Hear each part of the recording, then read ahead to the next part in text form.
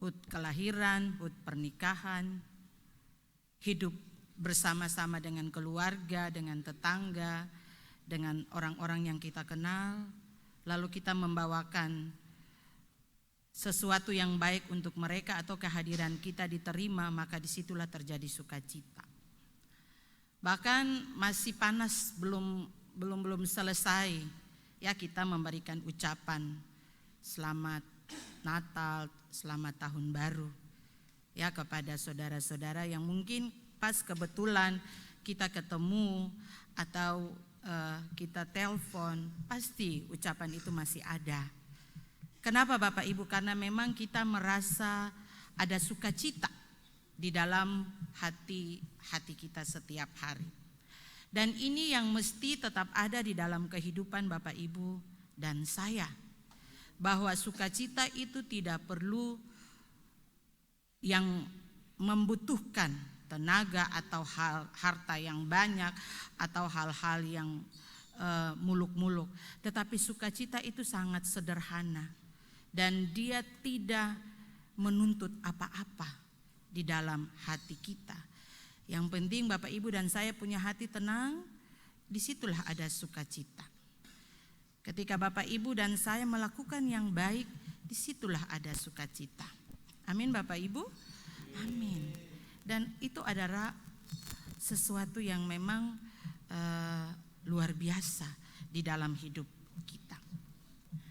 Tema sentral yang akan menjadi bahan gumulan Bapak Ibu dan saya di sepanjang minggu ini adalah menghargai kasih setia Tuhan. Tema ini mengingatkan Bapak Ibu dan saya untuk bagaimana kita tetap ada dan menghormati, menghargai karya Allah, penyertaan Allah yang senantiasa ada di tengah-tengah kehidupan kita.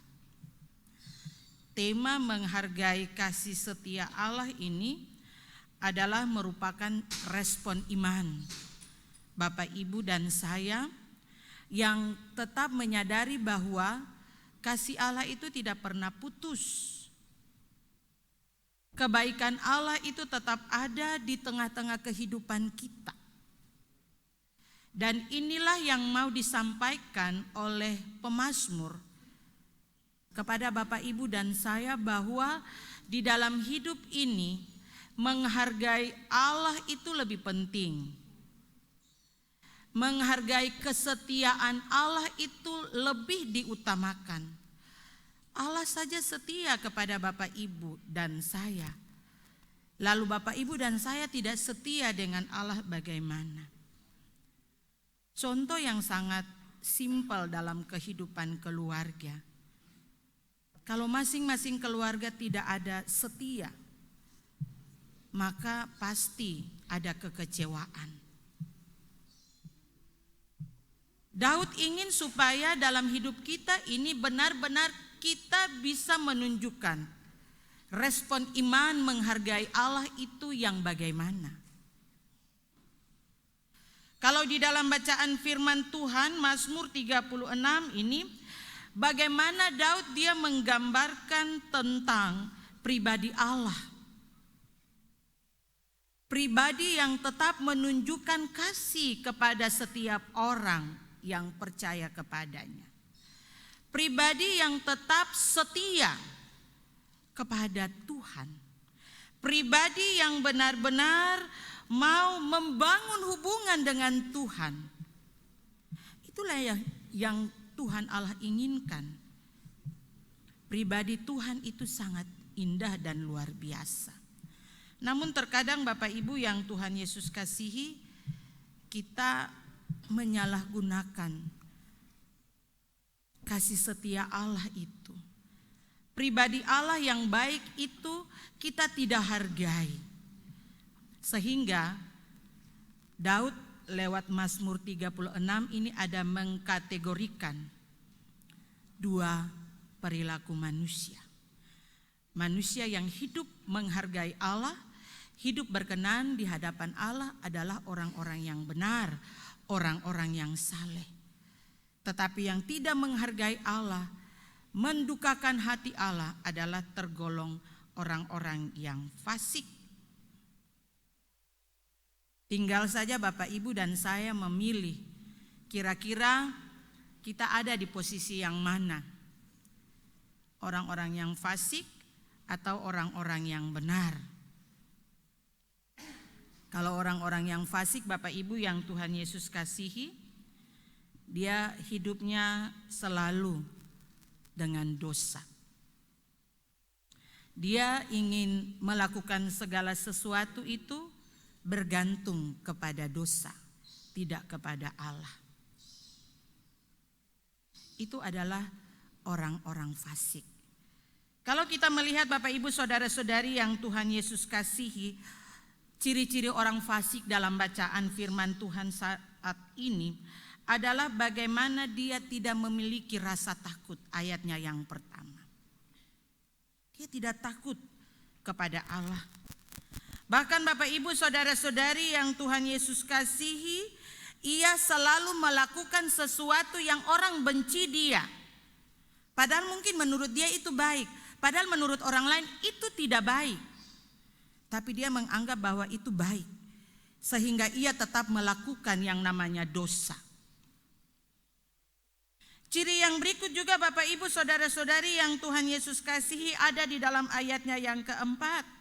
Setiap perkataan yang keluar dari mulutnya adalah kejahatan dan tipu daya.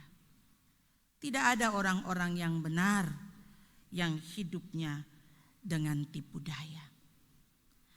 Tidak ada orang-orang yang benar mengeluarkan kata-kata yang membuat orang tersakiti.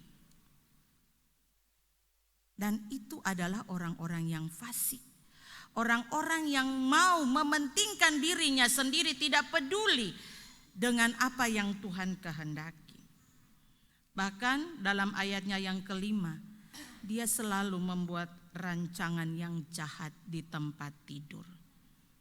Beta percaya Bapak Ibu yang hadir saat ini, semua tidak ada yang punya rencana yang jahat. Saat mau tidur dia rancangkan itu kepada orang yang ada di sekitar dia. Bahkan mungkin yang ada di rumah yang sementara ini mengikuti ibadah. Beta percaya tidak ada setiap orang yang percaya kepada Yesus ketika tidur malam dia merancangkan kejahatan. Kalaupun itu ada Bapak Ibu saudara-saudari yang Tuhan Yesus kasihi saat ini, hilangkan itu semua. Berbaliklah kepada Allah. Karena Allah akan mengasihi Bapak Ibu. Allah akan menunjukkan kasih setianya kepada Bapak Ibu saudara-saudari dan beta.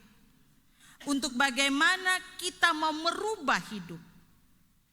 Tidak melakukan apa yang seperti orang-orang fasik lakukan sesuai dengan bacaan saat ini.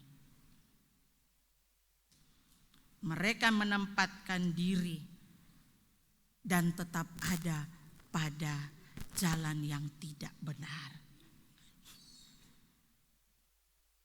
Mungkin ada yang melakukan ibadah menurut Bapak Ibu dan saya dia rajin.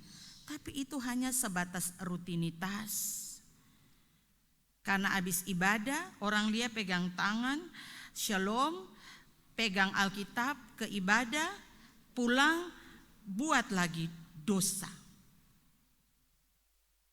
Almarhum Pak Pendeta Ferry Lewir, kita punya dosen Bapak Ibu, pasti yang Bapak Ibu yang tua-tua kenal beliau. Beliau bilang, kita itu bertobat hari ini, besok istobat. Habis istobat balik lagi bertobat, habis bertobat istobat. Lalu terakhir death.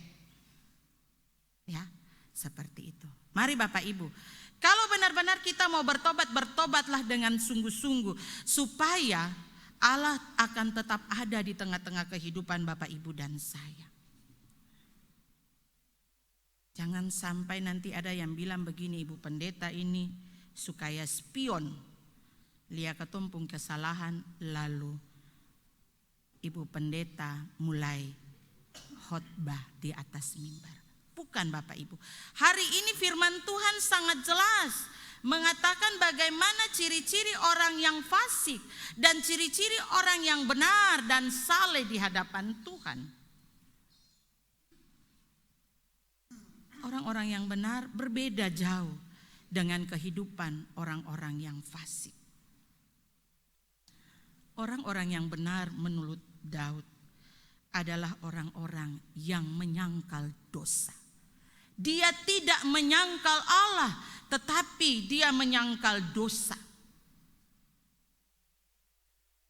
Orang-orang yang benar di hadapan Allah adalah orang-orang yang senang dengan Allah, tidak membenci. Dia suka dengan Allah. Hidup setiap saat dengan Allah. Firman Tuhan dijadikan makanan dalam kehidupannya.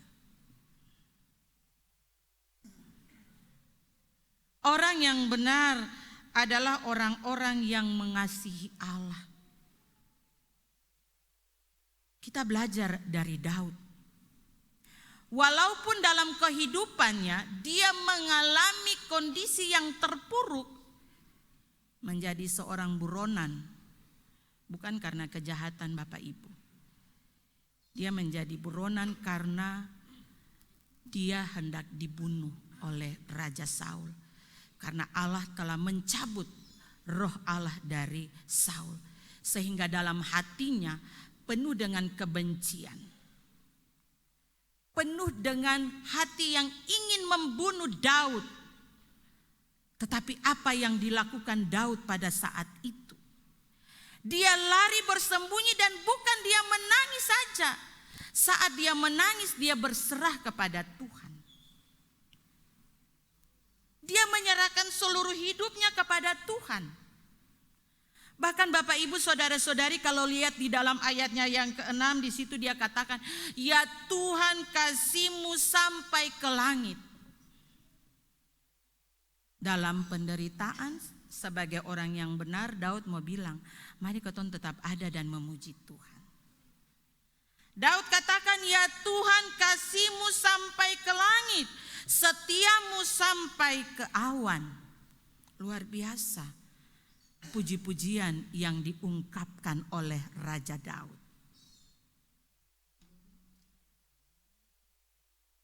Bisakah tidak Bapak Ibu dan saya sama seperti Daud?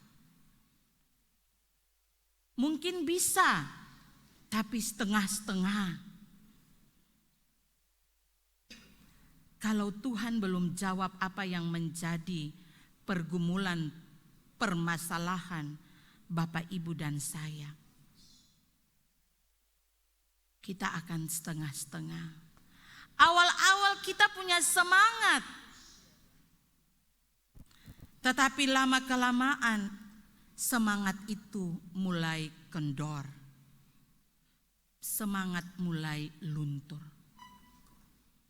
Hari ini Daud katakan kepada Bapak, Ibu, dan saya bahwa memuji Tuhan, mengharapkan Tuhan, menghargai Tuhan, itulah sangat penting ketika kita mengalami yang namanya kehidupan yang terpuruk sekalipun.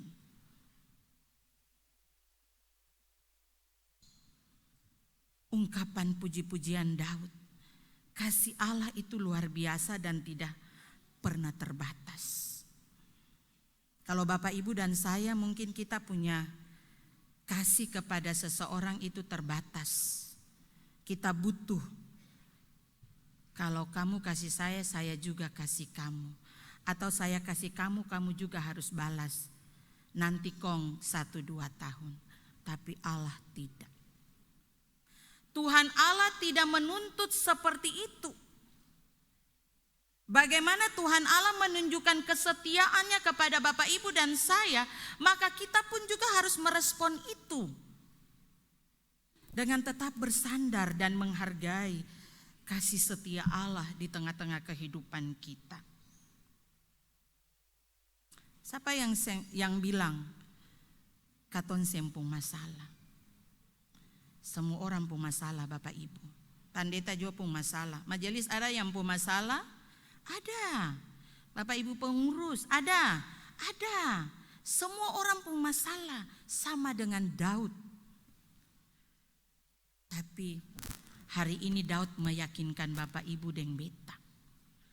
Meyakinkan kita semua yang ada di gereja maupun yang ada di rumah. Untuk tetap bersandar. Mengagumi kasih Allah itu di tengah-tengah kehidupan kita. Menghargai Allah. Itulah gaya hidup orang-orang yang benar. Gaya hidup orang yang benar itu bukan gaya hidup yang mewah. Gaya hidup orang benar itu bukan gaya hidup yang boros dan tidak peduli dengan Tuhan dan sesama. Tetapi gaya hidup yang benar adalah gaya hidup yang benar-benar membuat Tuhan punya hati senang. Hari ini ada keluarga yang membawa anak-anak untuk dibaptis. Untuk dimeteraikan menjadi ahli waris kerajaan sorga. Ajarkanlah anak-anak ini berulang-ulang. Saat duduk, saat tidur, saat dalam perjalanan pun perkenalkanlah siapa Allah kepada mereka. Katakanlah kepada mereka untuk tetap menghargai Allah di dalam hidup mereka. Karena anak-anak sekarang Bapak Ibu, mereka sangat pintar dari Bapak Ibu dan saya. HP kita belum tahu ini tapi mereka sudah tahu. Terkadang Bapak Ibu, kita sudah tidur, kita sangka anak-anak sudah tidur. Dong pura-pura. Adakah Bapak Ibu yang punya anak-anak seperti ini? Ataukah ada anak-anak? Angkat tangan, Ibu Pendeta mau lihat yang kalau mama atau papa suruh tidur, lalu pura-pura tidur, kasih mati lampu, nanti papa suruh tidur, mama suruh tidur, baru dong main HP. Ada? Anak-anak? Ada keseng? Ada. Angkat tangan bisa? Bisa angkat tangan yang anak-anak? Semua tatawa. Kalau anak-anak Ibu Pendeta suruh mama-mama angkat tangan bisa? Dong bilang bisa, berarti dong panaku. Ya, mari. Untuk anak-anak hargailah Tuhan di dalam hidup kalian. Menghargai Tuhan itu indah. Tuhan tolong kita semua. Amin.